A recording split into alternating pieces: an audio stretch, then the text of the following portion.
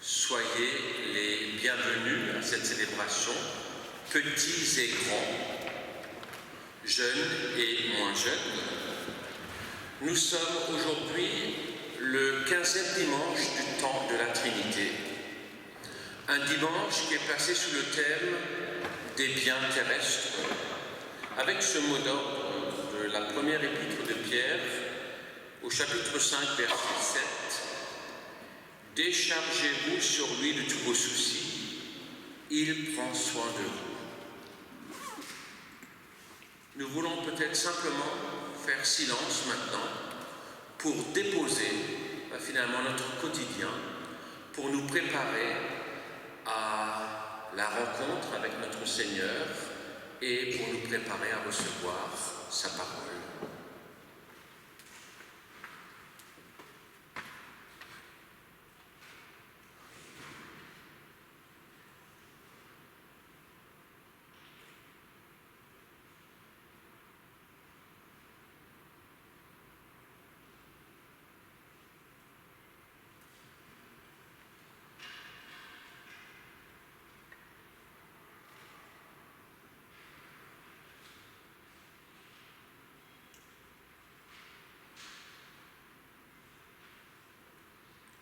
Que toute chose en nous se taise et s'apaise.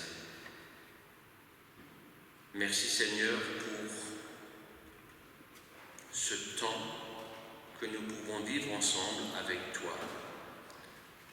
Et merci parce que nous pouvons venir à toi avec toutes nos questions, toutes nos charges.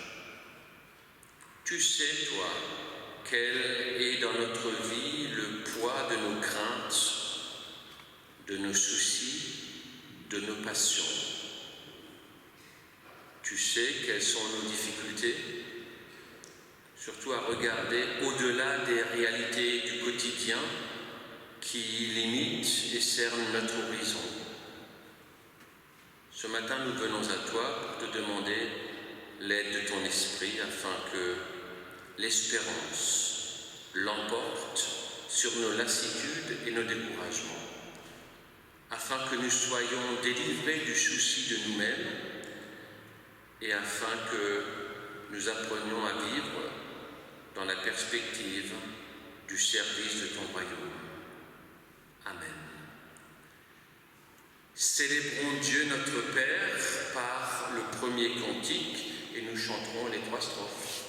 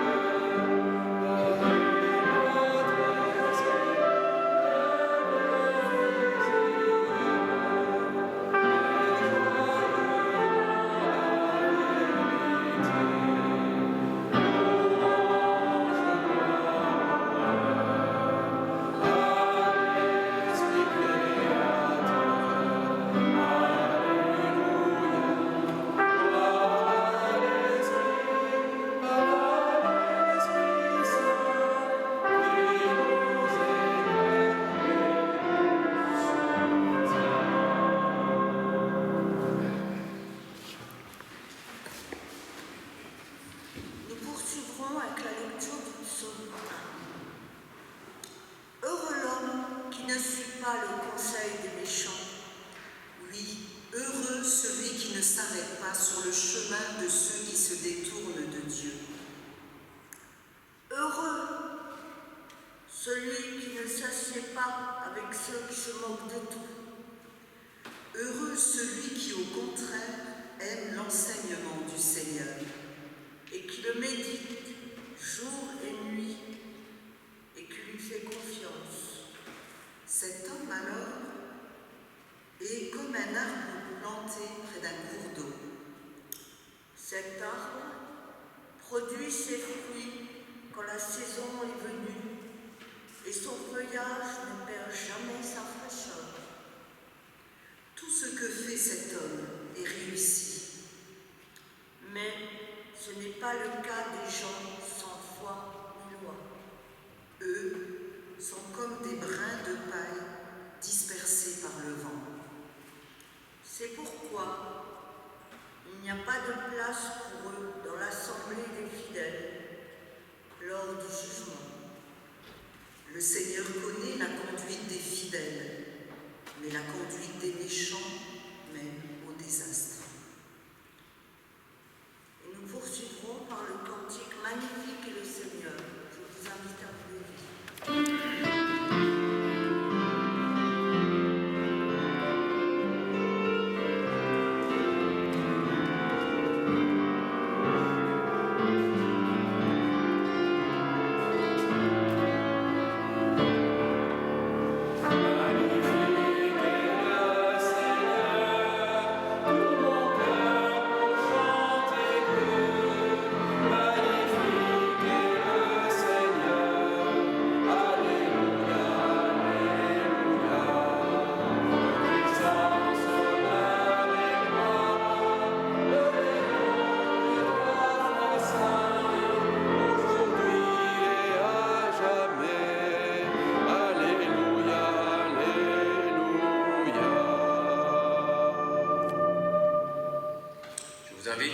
À reprendre place. Prions encore. Plaçons-nous devant Dieu. Seigneur, nous vivons sans cesse dans la crainte et l'appréhension. Et cette crainte est nourrie par le flot d'informations qui se déverse sur nous quotidiennement. Nous avons peur de l'avenir, peur de l'avenir de la création, peur de l'avenir de nos enfants, peur de l'avenir de l'humanité tout entière. Et pourtant, rien ne change dans nos vies. Apprends-nous à lever les yeux vers toi et apprends-nous à te faire confiance, à mettre en pratique tes paroles, ton enseignement. Apprends-nous à nous contenter et à nous réjouir de ce que tu nous offres au quotidien, plutôt que de chercher à obtenir toujours plus. Apprends-nous à partager ce que toi tu nous donnes avec celles et ceux que tu places sur notre chemin, et ôte de nous cette soif de posséder et cette peur de manquer. Oui, Seigneur, apprends-nous à te faire confiance. Confiance en tes promesses, confiance en ta force souveraine, et rends-nous capables de plus de reconnaissance. Pour tout cela, Seigneur, nous avons besoin de ta confiance pour vivre chaque jour. J'ai besoin de ta confiance.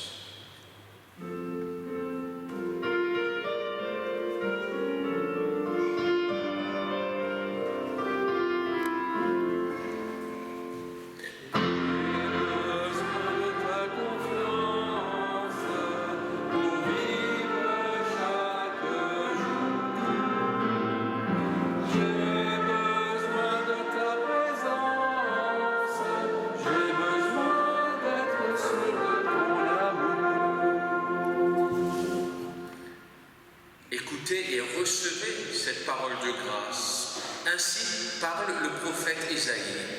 Ésaïe 30, versets 18 à 20. L'Éternel désire te montrer sa bonté Il voudrait se lever pour manifester sa tendresse.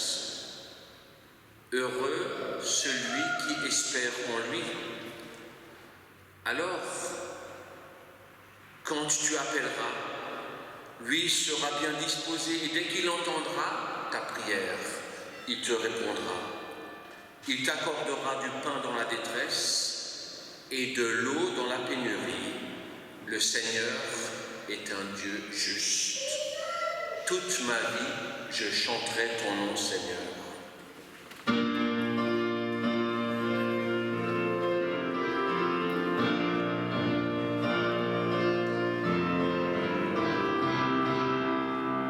Toute ma vie, je chanterai ton nom, Seigneur.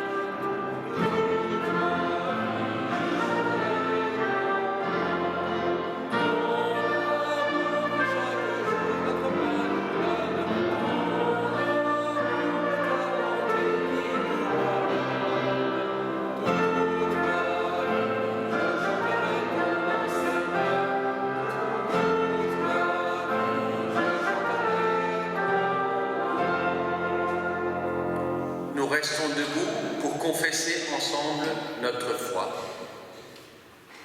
Je crois en Dieu, le Père Tout-Puissant, Créateur du ciel et de la terre. Je crois en Jésus-Christ, son Fils unique, notre Seigneur, qui a été conçu du Saint-Esprit et qui est né de la Vierge Marie. Il a souffert sous Ponce Pilate, il a été crucifié, il est mort, il a été enseveli, il est descendu aux enfers. Le troisième jour, il est ressuscité des morts. Il est monté au ciel. Il siège à la droite de Dieu, le Père Tout-Puissant. Il viendra de là pour juger les vivants et les morts. Je crois au Saint-Esprit, la Sainte Église universelle, dans la communion des saints, la rémission des péchés, la résurrection de la chair et la vie éternelle. Amen. Nous prenons place.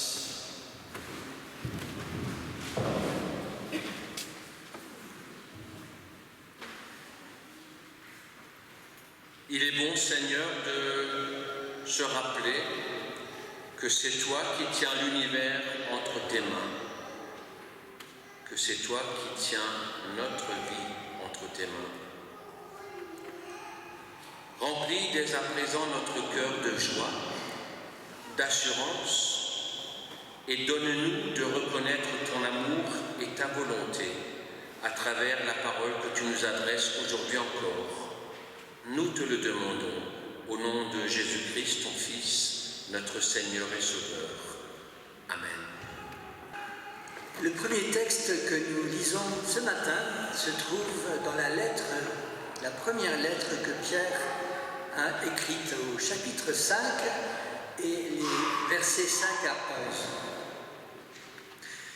11. Revêtez-vous d'humilité dans vos rapports les uns aux autres, car l'Écriture déclare « Dieu s'oppose aux orgueilleux, mais il traite les humbles avec bienveillance. Courbez-vous humblement sous la main puissante de Dieu, afin qu'il vous élève au moment qu'il a fixé. Déchargez-vous sur lui de tous vos soucis, car il prend soin de vous. Soyez lucides, veillez, car votre ennemi, le diable, rôde comme un lion rugissant, cherchant quelqu'un à dévorer. Résistez-lui en demeurant ferme dans la foi. Rappelez-vous que vos frères et sœurs dans le monde entier endurent les mêmes souffrances. Vous aurez à souffrir encore un peu de temps, mais Dieu, dans sa grâce, vous a appelé à participer à sa gloire éternelle dans l'union avec Jésus-Christ. Lui-même vous perfectionnera, vous affermira, vous fortifiera et vous établira sur de solides fondations. À lui, puissance pour toujours. Amen. Le deuxième texte se trouve dans l'évangile de Matthieu, au chapitre 6, les versets 25 à 34. Voilà pourquoi je vous dis, ne vous tracassez pas sans cesse en vous demandant avec inquiétude, qu'allons-nous manger pour vivre? Qu'allons-nous mettre pour être habillés? La vie ne vaut-elle pas bien plus que la nourriture? Et le corps ne vaut-il pas bien plus que les habits? Voyez les oiseaux ils volent dans les airs. Jamais ils ne se préoccupent de semer ni de moissonner. Et ils n'amassent pas de provisions dans les greniers. Et pourtant, votre Père céleste pourvoit à leur nourriture. N'avez-vous pas bien plus de valeur à ses yeux? D'ailleurs, qui de vous peut, à force de soucis, prolonger son existence que de quelques minutes? Quant aux vêtements, pourquoi vous mettez-vous en peine à leur sujet? Observez les anémones sauvages. Regardez comment se forment leurs fleurs. Ils poussent sans se fatiguer. Et sans se fatiguer à filer de la laine ou à tisser des habits. Et pourtant, je vous l'assure que le roi Salomon lui-même, malgré toute sa gloire, n'a jamais été aussi bien habillé que l'une de ses fleurs. Si Dieu habille avec tant d'élégance une petite plante champêtre qui est là aujourd'hui et demain déjà sera jetée au feu, à combien plus forte raison il s'occupera de votre habillement. Ah, votre foi est encore bien faible. Bannissez donc toute inquiétude et ne dites pas « Que mangerons-nous? Que boirons-nous? Avec quoi nous habillerons-nous » Ce sont les gens de ce monde qui en sont sans cesse avec ses soucis. Mais vous avez au ciel un Père qui sait bien que vous avez besoin de toutes ces choses. Préoccupez-vous premièrement du royaume de Dieu et de ce qui est juste à ses yeux, et tout le reste vous sera donné en plus. Ne vous mettez pas en souci pour le lendemain. Il vous apportera ses propres soucis et ses solutions. À chaque jour suffit sa peine. Vous avez suffisamment à porter pour celle d'aujourd'hui. Je vous invite à vous lever pour chanter le cantique « Cherchez d'abord le royaume de Dieu ».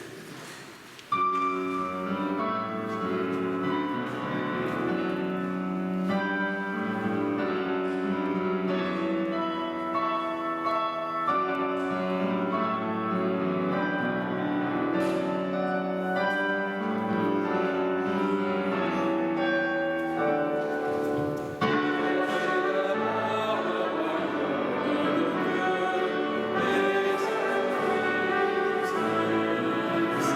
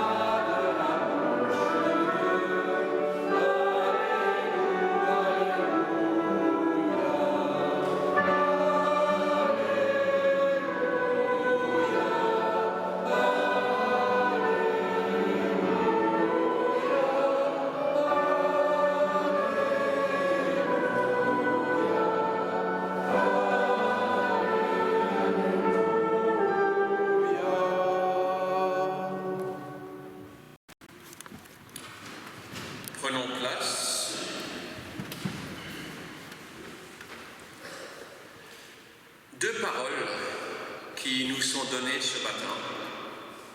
Une première qu'on a peut-être l'habitude de faire, à savoir décharger nos soucis, avec cette confiance que Dieu prend soin de chacun d'entre nous. La deuxième parole est plus difficile.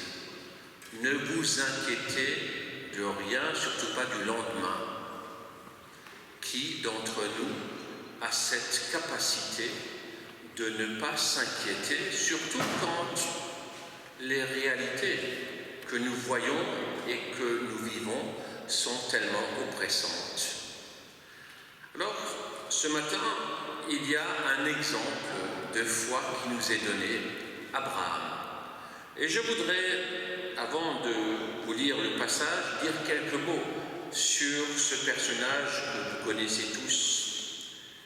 L'histoire d'Abraham commence au chapitre 12 du livre de Genèse. Et elle commence par une parole que Dieu lui adresse, comme pour nous dire que c'est Dieu qui est à l'origine de cette histoire. Première parole que Dieu adresse à Abraham est un ordre. Va et quitte.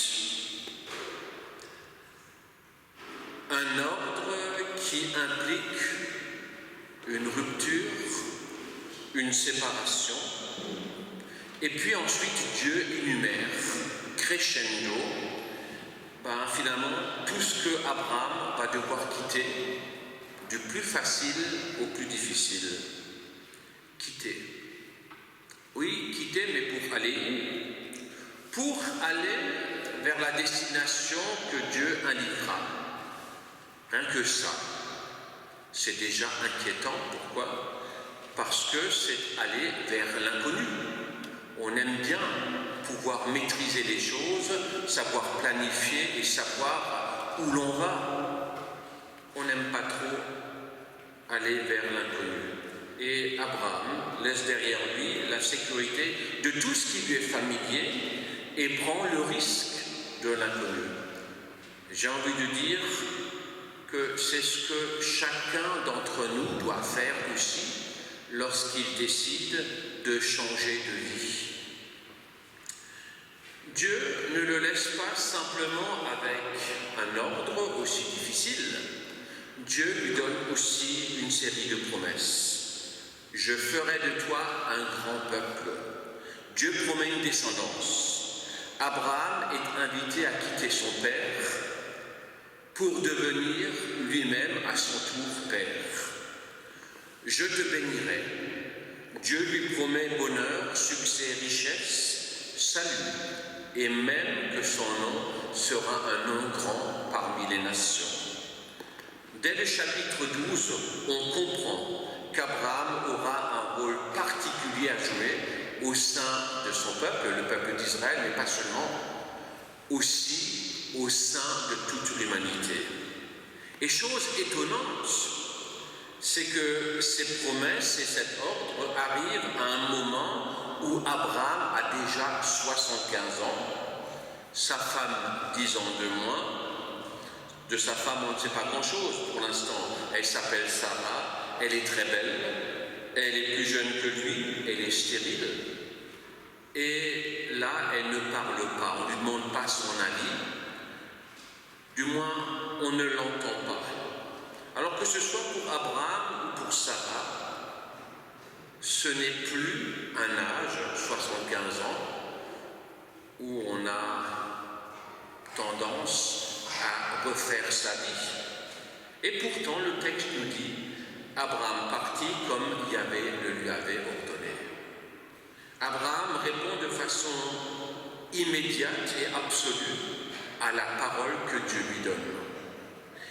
Et c'est une attitude que l'on retrouvera tout au long du cycle d'Abraham, à la fois cette obéissance et à la fois aussi cette confiance. Et de cette obéissance et de cette confiance naît une relation étroite entre lui et son Dieu, une relation qui est marquée par le je et le tu dans les dialogues. La foi d'Abraham, la confiance en des promesses de Dieu semblent souvent complètement irréalistes d'un point de vue purement humain. Alors écoutons maintenant le texte de prédication de ce matin, Genèse 15, les versets 1 à 6. Le Seigneur apparut à Abraham et lui dit « N'aie pas peur, je suis ton bouclier et je te donnerai une grande récompense. » Abraham répondit « Mais Seigneur mon Dieu, que me donneras-tu? Je suis sans enfant et tu ne m'as pas accordé de descendant. Mon héritier, celui qui recevra tous mes biens, c'est Eliezer de Damas, un membre de ma maisonnée. » « Non, dit le Seigneur, ce n'est pas lui ton héritier, mais un fils qui sera né de toi. » Puis il fit sortir Abraham de sa tente et lui dit « Maintenant observe les cieux et compte les étoiles si tu y arrives. » Et il ajouta « Comme elle, tes descendants seront innombrables. » Abraham eut confiance dans le Seigneur, c'est pourquoi le Seigneur le considéra comme juste. Amen. On a entendu tout à l'heure qu'en Genèse 12, Abraham avait 75 ans. Entre Genèse 12 et Genèse 15, plus de 10 ans sont passés. On s'accorde à dire que maintenant, Abraham a 85-86 ans. Autant vous dire à la fois que il attend cette promesse et puis il sent qu'à cet âge-là, le temps lui est compté. On sent dans ce texte, dans cette parole d'Abraham, un air désabusé et pour cause. La promesse de Dieu tarde à se réaliser. Et la sagesse biblique dit en Proverbe 13, verset 12, « L'espérance qui tarde à se réaliser chagrine le cœur. » Je pense que c'est ce qui se passe en Abraham. Bien que dans les chapitres précédents, on nous dit comment Abraham s'est battu, comment il a rencontré les grands de son monde et comment il s'est enrichi, énormément enrichi. D'ailleurs, il est tellement riche que les terres sur lesquelles il se trouve ne suffisent plus à alimenter son bétail. Alors, il décide avec Lot de séparer son bien en deux et de se séparer. L'un ira dans une direction, l'autre dans l'autre. Il va affronter alors aussi les rois pour garder ses richesses et pour sauver les siens. Et dans notre texte, et c'est quelque chose qu'il expérimente tout au long de sa vie, Dieu est son bouclier. Et à chaque fois, il sort vainqueur et est de plus en plus riche. Mais là, on arrive quelque part à un paradoxe. Et c'est Abraham qui pose la question à Dieu. Oui, tu veux me donner une récompense, une grande récompense, mais j'en ai déjà tellement. À quoi me servent toutes ces récompenses? La richesse ne peut pas être un objectif dans la vie. À quoi servent toutes ces richesses, toutes ces terres, si je n'ai personne à qui les transmettre? J'aime ce texte parce qu'on nous présente ici Abraham, non pas simplement comme un héros de la foi, mais un être humain. Il est tellement proche de nous dans ses faiblesses, dans ses doutes. Il sait qu'il va vers la fin de sa vie, il est fatigué. Peut-être est-il fatigué de toutes ces guerres qu'il a menées. Peut-être est-il tout simplement fatigué à cause de son âge avancé. Ou peut-être est-il fatigué à attendre la réalisation de la promesse de Dieu qui tarde. Il croit cependant. Il croit. Mais d'un autre côté, il s'inquiète aussi. Il s'impatiente. Il risque des choses, il cherche des solutions humaines et il fait face aux doutes et aux difficultés. D'ailleurs, le texte de ce matin nous montre que finalement, à trop tarder, finalement il prend les choses en main et il choisit une solution, l'adoption. Dans son dialogue avec Dieu, il s'explique. Il s'excuse presque. Que me donneras-tu? Mais tu vois bien que je suis sans enfant. Tu m'as promis une descendance, mais pour l'instant, je n'ai pas d'héritier. Alors, moi-même, j'ai adopté Eliezer de Damas, mon serviteur, que je vais considérer comme mon fils et à qui je vais transmettre tout mon héritage. Là-dessus, Dieu lui dit non. Abraham, désabusé, voudrait tant avoir un fils pour deux raisons. On l'a entendu. Un, transmettre son bien, ses richesses, mais deux aussi, pour connaître la réalisation de la parole de Dieu, des promesses de Dieu.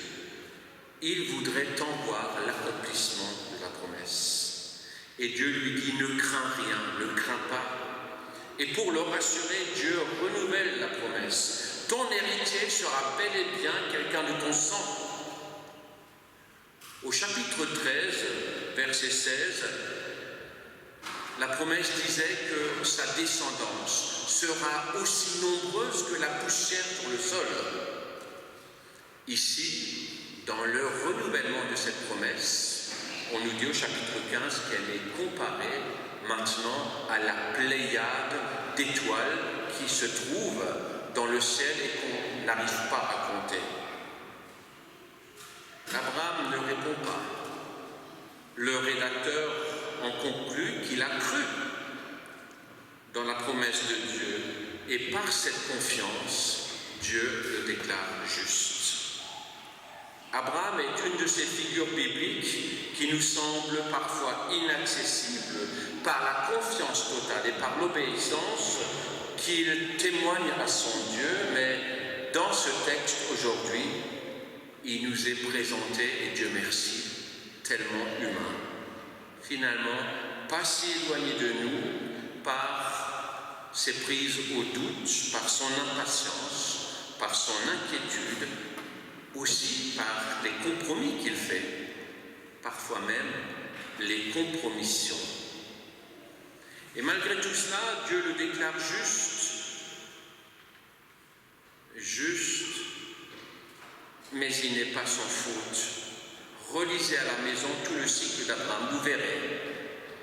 Il cède sa femme à Pharaon en la faisant passer pour sa sœur.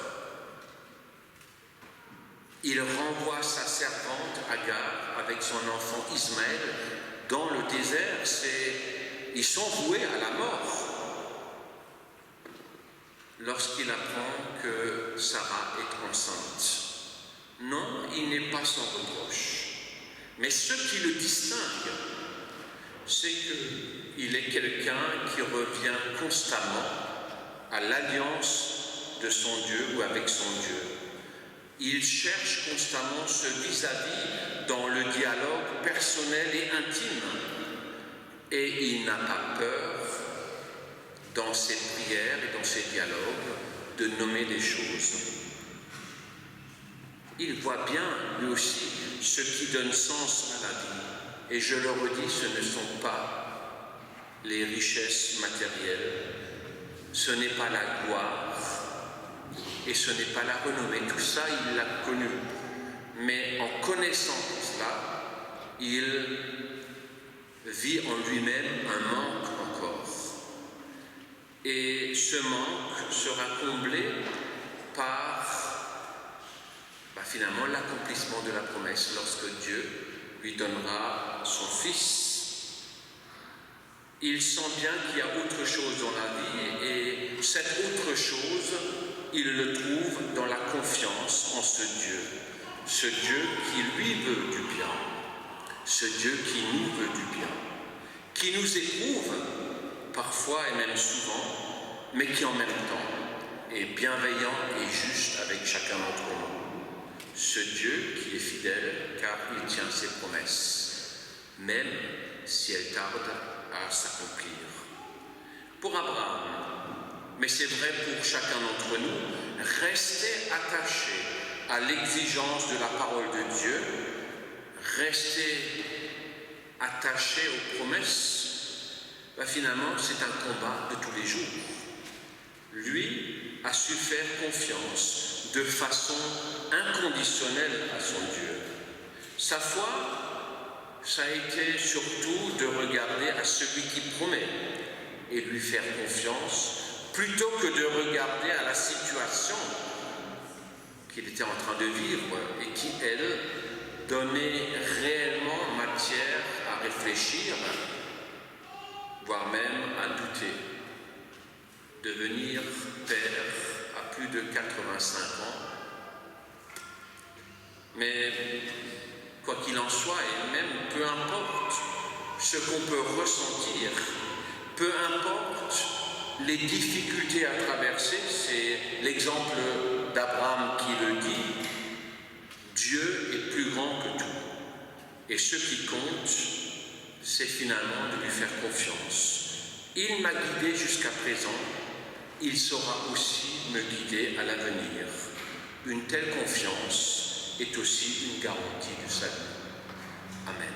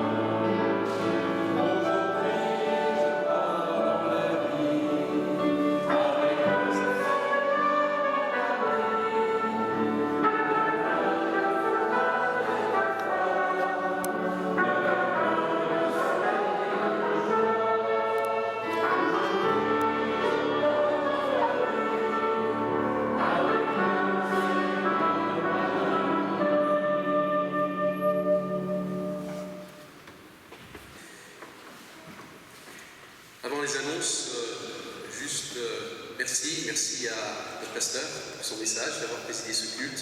Merci à tous ceux qui ont contribué par la musique, lecture, à la bonne tenue de notre célébration. Les annonces sont un peu longues ce matin. Je voudrais tout d'abord commencer par dire qu'en ce temple, nous avons vendredi après-midi accompagné Elisabeth Buchanan suite au décès de sa maman. Donc, il y a eu un culte d'action de grâce pour Michel Buchanan, comme nous sommes nombreux à avoir connu. Nous voulons renouveler ici à Elisabeth et sa famille, ses amis, toute notre affection. Nous avons également appris cette semaine le décès de la maman de Monique Fox. Il y aura une messe demain matin à 10h30 en l'église de Budin, qui est donc la paroisse de sa maman. Pour les autres informations, pour la vie de notre paroisse, pour l'instant, mardi prochain, pas de café partage et dans 8 jours, on verra en fonction des disponibilités. Merci Marie-Claire de cette précision. Et puis on te souhaite un bon séjour, puisque tu seras absente effectivement pendant 2 semaines. Donc jeudi, équipe d'entretien le matin à 9h, et puis à 20h, Denis vous l'avez déjà annoncé la semaine dernière, nous sommes invités à réfléchir et à répondre à un questionnaire sur l'évangélisation, qui est un travail organisé donc, au sein de notre consistoire. Donc vous êtes attendus nombreux pour nous apporter effectivement. Oui, donc les questionnaires auxquels nous avons à répondre sont disponibles pour ceux que ça intéresse. Vous pouvez effectivement en prendre connaissance et déjà travailler vos différentes réponses. Voilà. Vendredi à 17h, réunion du groupe de prière. Dimanche prochain, ce sera donc culte à 10h30 ici avec 2 baptêmes. Donc 2 enfants, donc les enfants en Périgny qui seront baptisés. Il y aura également jardin biblique.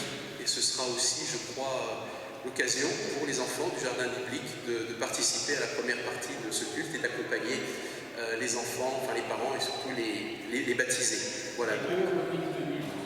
Il y aura également 2 remises de Bible. Voilà, donc le 24, c'est vraiment un jour à marquer, donc dimanche prochain, dans vos agendas, ce culte avec baptême, remise de Bible, jardin biblique. Voilà, je crois que ça va être une journée hyper intéressante. Nous avons ensuite le 30 septembre la réunion du groupe de jeunes avec un barbecue à Agondange à 17h30. Voilà, donc les jeunes de 14 à 21 ans, c'est ce qu'on avait retenu, sont cordialement invités. Pour plus d'informations, vous pouvez rapprocher soit de notre pasteur, soit de Denis. Le lendemain, le 1er octobre, c'est le culte des récoltes. Vous êtes là également tous attendus, notamment les enfants. Il y aura là encore une fois un jardin biblique avec les enfants et comme d'habitude, s'ils sont assez nombreux, ils rentreront en procession au début du culte pour présenter et déposer au pied de l'autel les différents fruits de la terre que les uns et les autres auront déjà pu apporter ici. Je vous rappelle que nous avons l'habitude, à l'issue du culte, de revendre l'ensemble de ces produits au profit d'une œuvre et pour l'instant, cette année encore, ce sera au profit de l'armée du salut. Donc n'hésitez pas, d'une part, si vous avez des récoltes, des excédents, si vous voulez effectivement remercier et louer le Seigneur pour tout ce qu'il nous a donné tout au long de cette année, entre guillemets, agricole, d'apporter quelque chose. Et puis vous aurez l'occasion ensuite, pour ceux qui n'auront pas pu apporter, ou même ceux qui ont apporté, de pouvoir réinvestir, acheter effectivement ces produits de la terre pour accompagner nos frères et sœurs qui sont soutenus par l'armée du salut. Un petit peu plus loin dans le planning, dans notre agenda, le 22 octobre, donc à 15h, culte d'installation de nos pasteurs de Lutz et de Thionville, donc Florence et Bertrand Claus. Vous êtes tous les bienvenus. Il n'y aura donc pas de culte à 10h30 le 22 octobre, mais culte à 15h ici. Une autre invitation, mais là vous avez un peu le temps d'y réfléchir, c'est pour le 28 octobre, c'est une journée d'église autour de Martin Bucer qui aura lieu à Strasbourg. Donc des ateliers, un accueil sera fait au niveau de l'église Saint-Paul à partir de 9h, 9h30 donc le samedi. L'après-midi, vous avez des ateliers dans toute la ville de Strasbourg. Et à la fin, vous aurez un spectacle avec un concert avant que tout le monde ne rentre chez soi à partir de 19h, 19h30. nous sommes en train de voir au niveau du consistoire pour éventuellement mettre un bus à disposition pour un départ de Metz. Mais pour l'instant, les quelques inscriptions que nous avons sont plutôt orientées sur du covoiturage. Enfin, pour plus d'informations, n'hésitez pas encore une fois à vous adresser Bertrand, Denis ou moi-même ou un conseiller. Je vais aller encore un petit peu plus loin cette fois-ci, je m'arrêterai là sur les dates. Ce sera le 12 novembre. Nous aurons notre kermesse annuelle avec sa traditionnelle choucroute et les différents ateliers qui pourront être préparés et installés à ce moment-là. Est-ce que j'ai oublié quelque chose dans toutes ces annonces? Oui, Bertrand.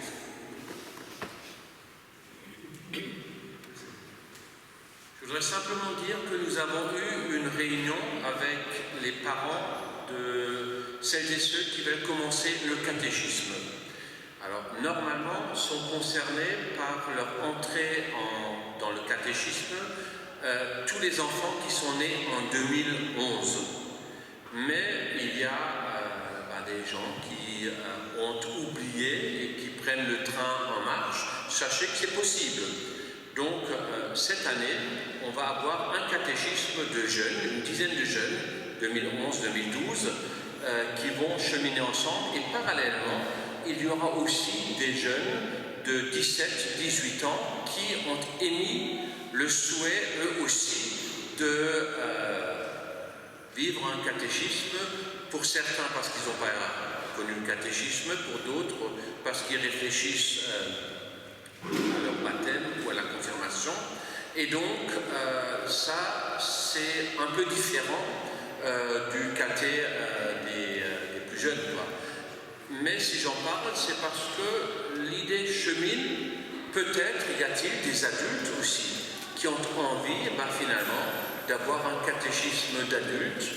Si c'est le cas, manifestez-vous pour qu'on puisse en discuter avec les collègues et qu'on puisse s'organiser.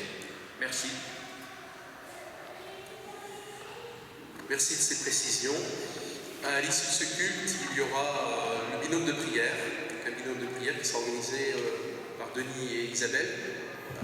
Qui sera tenu par Denis et Isabelle. Vous pouvez, en toute liberté, venir partager une joie ou une peine, et ce binôme vous accompagnera dans la prière pour remettre tout cela à Dieu, et si vous le souhaitez, pourra vous accompagner aussi dans la prière durant toute la semaine à venir.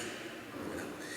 C'est maintenant le moment de l'offrande, et nous pouvons par notre don manifester que le Christ est vraiment le Seigneur de nos vies et de nos biens.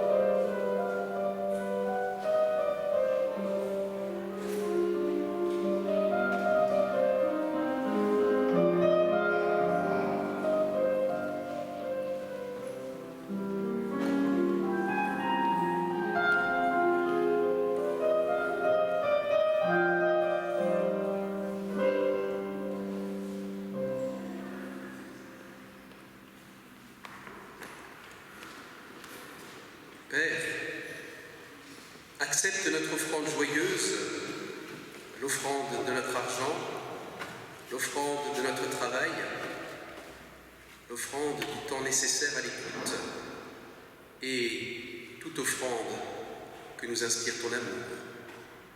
Amen. Et le 1er octobre, non seulement c'est le culte des récoltes, mais ce culte sera suivi également d'un repas communautaire, un repas avec les produits de la terre. Donc n'hésitez pas à vous inscrire Thomas et Mathieu ont des petits bulletins d'inscription qu'ils vous donneront à la sortie du culte pour Thomas, Mathieu. On donnera à la fin du culte si vous voulez bien. Merci. Voilà, vous aurez vos bulletins, donc n'hésitez pas à vous inscrire. Ceci, c'est pour que nous ayons une bonne organisation des choses et qu'on puisse effectivement préparer en quantité suffisante pour chacun. Voilà. Le fil rouge aujourd'hui nous amène au Myanmar, c'est la Birmanie, anciennement la Birmanie. Et le fil rouge nous parle de Koang, qui était au Myanmar. Il était bouddhiste avant de se tourner vers Jésus. C'était un partenaire des Portes Ouvertes et il allait régulièrement visiter les chrétiens birmans isolés. Après le coup d'État du 1er février 2021 et puis les premières manifestations de foule, les autorités ont renforcé la surveillance numérique dans le pays. Malgré cela, pendant la pandémie, Koang a soutenu d'autres chrétiens dans les zones rurales plus pauvres. Il leur amenait du riz, de l'huile, du sel, des médicaments, des Bibles et des livres chrétiens. Son travail auprès des chrétiens a amené les villageois locaux à le regarder avec méfiance et à éveiller les soupçons de la junte militaire. Il a alors commencé à vivre dans une peur constante, peur d'être en permanence arrêté. Chaque fois que les militaires venaient camper près de son village, il courait se cacher dans la jungle. Il a passé de nombreuses nuits blanches à veiller et sa santé se détériorait de jour en jour. Suivi à la trace, sa carte d'identité a été signalée et ses services bancaires ont été bloqués. Il n'était plus considéré comme un citoyen de Myanmar. Son travail auprès des chrétiens birmans était devenu trop risqué. Alors d'autres partenaires locaux de Portes Ouvertes ont dû l'aider à s'enfuir vers un pays plus sûr, mais il y a toujours un risque qu'il soit arrêté et renvoyé au Myanmar. Alors face au contrôle digital omniprésent, il s'efforce de ne pas utiliser d'informations traçables sur les médias sociaux et garde secrète sa localisation. Koang a pu tout de même garder et rester en contact avec sa famille et ses amis au Myanmar. Mais en raison des capacités technologiques croissantes des militaires, un simple coup de fil peut s'avérer dangereux. La persécution numérique va probablement continuer à s'intensifier au Myanmar, le régime ayant fait d'importants achats à la Chine, qui se spécialise dans cette surveillance. Et pourtant, Koang rêve de retourner dans son pays. Il nous dit il y a plusieurs endroits au Myanmar où les églises sont brûlées et où les croyants doivent courir se cacher dans la jungle.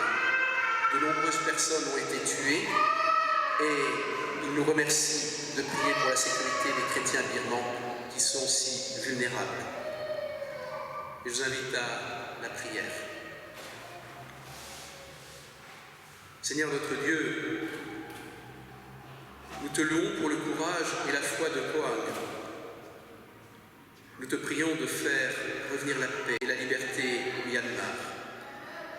Donne à Koang la joie de pouvoir à nouveau aider ses frères birmans. Oui, nous sommes dans ta main, Seigneur, toi qui es au-dessus de nous, toi qui es l'un de nous, toi qui es en nous. Fais que le monde te voie en nous lorsque nous te préparons le chemin. Apprends-nous à te remercier pour tout ce qui nous arrive. Ouvre nos yeux et nos cœurs pour que nous ne soyons pas fermés à la misère des autres. Garde-nous dans ton amour. Que tout ce qui fait partie de notre être soit à ta gloire. Que nous gardions en toutes circonstances l'espérance que tu as fait germer en nous, car nous sommes dans ta main. En toi, nous puisons force, courage et bonté. Donne-nous un cœur pur afin que nous te voyions. Donne-nous un cœur humble afin que nous t'entendions. Donne-nous un cœur aimant afin que nous te servions. Donne-nous un cœur de foi afin que nous demeurions en toi. Toutes ces prières, Seigneur, nous voulons les rassembler en te disant d'un même cœur: Notre Père, qui es aux cieux, que ton nom soit sanctifié et que ton règne vienne, que ta volonté soit faite sur la terre comme au ciel. Donne-nous aujourd'hui notre pain de ce jour. Pardonne-nous nos offenses, comme nous pardonnons aussi à ceux qui nous ont offensés. Et ne nous laisse pas entrer en tentation, mais délivre-nous du mal, car c'est à toi qu'appartiennent le règne, la puissance et la gloire, pour les siècles des siècles. Amen. Amen.